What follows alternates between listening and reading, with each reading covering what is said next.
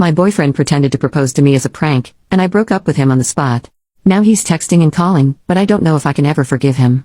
We have never talked about proposal before, but I also thought it was a great time now. He did a speech about how I was the most beautiful girl in the world and how he wanted to live with me forever and ended with, "Will you marry me, my princess?" Of course I said yes. Seconds later, all that excitement turned into horror. He opened the small box I expected he put the ring in, and in it was a note saying, "You've been pranked." And Andrew started laughing hysterically. He continued with, "Baby, this was just a prank. I'm not ready at all to marry you yet." He was leaning in to hug me, but I gave him the biggest slap ever with tears streaming down my face. I just told him, "We're over, you scumbag." I am now sitting in my bed crying and writing this, and I don't know what to do.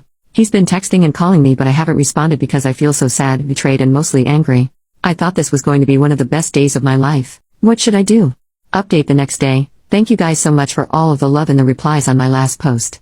After I made that Reddit post, I fell asleep crying, then woke up and decided to call my now ex-boyfriend. I told him that it was over and that I didn't want to be together with someone who after 5 years still isn't ready for marriage and makes a big joke about it. He cried and then turned angry and demanded me to stay and told me I was an asshole for leaving him like this after everything he has done for me. He cussed me out so much that I stopped listening at one point, so I don't really remember everything he said. In the end, we sorta came to an agreement that we are going to sell the house and that he will be sleeping in the guest room for now. So today I've just been scrolling the internet for apartments so I can have a fresh start. He is still not happy about the breakup though. He is trying so bad to get back with me, saying stuff the whole day like, "Can't we be together again?" And this was just a small mistake I made. But the one that did it for me was, "Don't be so damn petty and drop it. You know we are happy together and you know you still want me." When he said that, I absolutely lost it and called him every single name I could come up with, then slammed my door. I think he also told his family about this whole situation, cause today I got a call from his mom telling me how selfish I was and how I couldn't handle a simple joke, and it ended with her calling me a slut and hanging up the call. After that I've gotten several messages from his other family members, such as his siblings, his dad, and even his aunt. I've tried to just block them all, but every now and then comes a new message. I feel like more will happen soon. I'm gonna try to sell stuff I don't need, find a new apartment and fix everything with the house and stuff before we put it up for sale. I just want to get out of here as quickly as possible. Update number 2, 10 days later.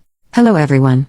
After my last post, we had constant fights for days during the evenings, and one day I decided that I had enough. My closest friend let me move in with her for now until I find somewhere else to live, and I still don't know what we're exactly doing with our house, but I have gotten lawyers involved and it's gonna take quite a while. The biggest incident since I last posted is probably that I met my ex's mom in a mall and she full out screamed at me in public. I have never felt so humiliated. Everyone probably thought I had done something horrible as she yelled things like, "How could you do this to my son? And you're a terrible human being." I just walked away, but I still felt so embarrassed. Also, ever since I moved, constant messages has appeared from my ex, from his friends and from his family members, and they are nasty messages. Such as, "No one would give a flying damn if you died, you are a waste of space, or you are such a self-centered slut, leaving your boyfriend over a small joke." I try to ignore them, but sometimes I do break down over them.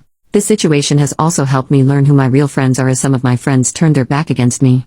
This whole thing still feels so surreal to me, and it's gonna take a long time for me to process it. However, if there is anything else that I need to update you on, I will. Thank you all again so much for the support. It honestly has been helping me a lot.